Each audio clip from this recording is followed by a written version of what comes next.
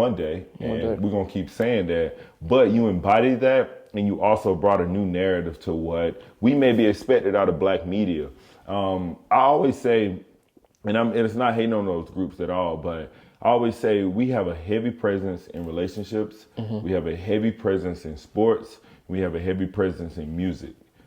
There's so many other topics that African Americans and specifically Black people have a presence in that we don't touch on. Right. And your podcast and the number of people that you were bringing on, it brought on a lot of people that were in different aspects of life. You know, if it was HBCU, if it was a budding entrepreneur, if it was a number of things, you brought those people on because you gave us a different narrative from that. What's your perspective on like creating your narrative, being able to bring people into the spotlight that we don't specifically see on the mainstream, because you did that with Billionaire Lessons as the podcast. So what's your perspective on that? For me, bro, it's definitely, especially during COVID, right?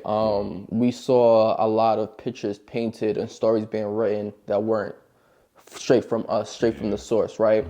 Things that we were going through, right? A lot of people didn't ask us, how do you feel when you're looking at the George Floyd incident and seeing another Black man, a father, being killed by the hands of, police officers, right? And there was a lot of different topics that people were afraid to talk about. It's different conspiracy theories. There's all these other different things. And I'm like, why is it NBC, ABC, Fox, CBS, The Breakfast Club, all these other different platforms is the only avenue that's controlling our narrative. CNN that's controlling our narrative. So I'm like, we got to start taking the power back. And I was just telling Corey yesterday, I'm like, we have to do a better job, and that's why I want to shout out people like Kyrie Irving, and I want to shout out people that, are really trying to bring forth knowledge and information, knowledge of self to us as Black people. And when we get that information and knowledge, it's important for us not to gatekeep it, but to share it out with the world, because, I got a little boy, a son on the way,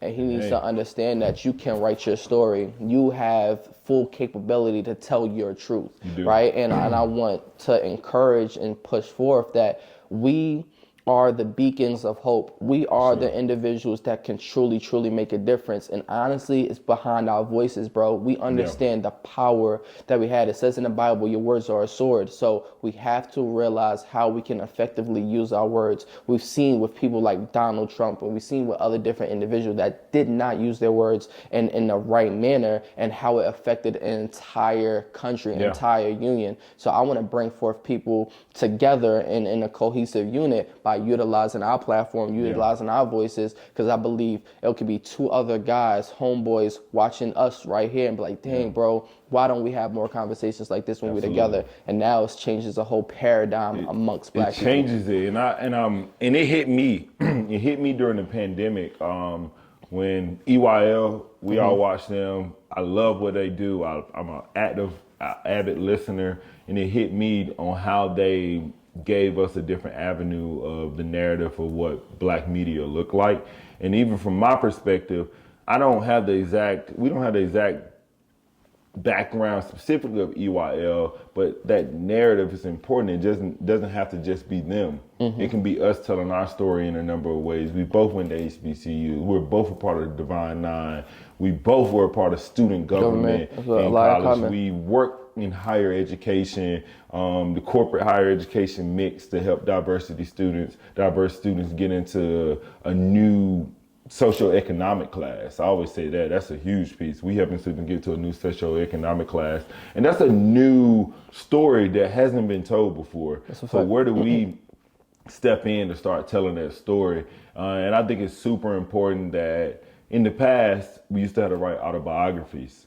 Now we have media. We can tell our story in real time. We can talk about Billionaire Lessons, Billionaire Academy in real time. We can talk about the Kyle Brown podcast in real time. And when I'm 70 and my kids are grown and I can be able to show them this, it's like, that's what I'll have for history to last on forever. And our parents and our grandparents, they didn't have media to be able to come and talk to about their experience in their life and how they navigated it during that period. And that's been a huge piece for me on wanting to start this. I saw that was a huge piece for you. that you just want to tell your perspective. Right. And it doesn't matter if you are celeb, doesn't matter if you are of some stature or whatnot, you have a perspective. Not to take it back too far, when I was in Winston-Salem State, my professor made us read this book called The Narrative, the Amazing, Interesting Narrative, sorry if I butchered the name, of Olaudah Equiano. Olaudah Equiano was an African slave that was abducted and brought to America. Through that time, he learned English and he learned how to write and he learned how to tell his story. And that's one of the most specific and amazing memoirs of what it was like to be a slave from Africa to America. And he was able to tell that story. There's a lot of people like that, but Olaudah was able to tell his story because he learned English, he learned how to write, he learned how to put it down on paper. Now we have the ability to not have to be just Olaudah. We can be anybody and get in front of the camera and tell our story as an African American and how we're navigating, the current day state of society. There's been a lot of progress, but there's also been a lot of things that are still going on. The footage of Tyree Nichols in Memphis just dropped yesterday. Things keep continuing to happen, and we need to be able to tell our narrative about those different things. And it could be that, it could be a corporate job, it could be a community impact job, it could be a number of things. I don't care if you're just playing basketball in the backyard with your dad or with your mother. We have the ability to tell that now, and we don't have to wait on mainstream to do that. And I want to once again give you your flowers, because you started that 5 years ago when podcasting wasn't a big thing and you decided to start telling that story.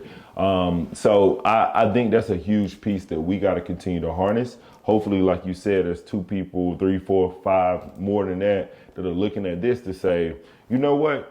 Let's tell our story. What does it look like to live in Louisiana? What does it look like to live in Chicago? What is it like to live in Kinston, North Carolina, Brooklyn, New York? Because there's diversity in our own culture. There's diversity in our own culture, and we aren't the same. We aren't the same at all. We may all represent African Americans, but we all have different stories. So I think that's super important that we continue to tell our story. We tell it in an authentic way, but we also lean on pushing that positive content out, because we'll start seeing more positive outcomes in a number of different ways.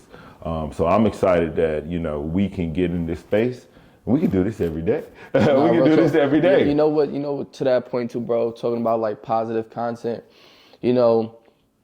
social media could get so draining, and that's why I believe, and I think there's also a lot of studies that show of, what we consume is leading into depression, leading into a lot of violence, leading into people that have certain outlooks on life. And if we push this positive message forward, I believe we can change and shift a lot of people's mindsets, bro.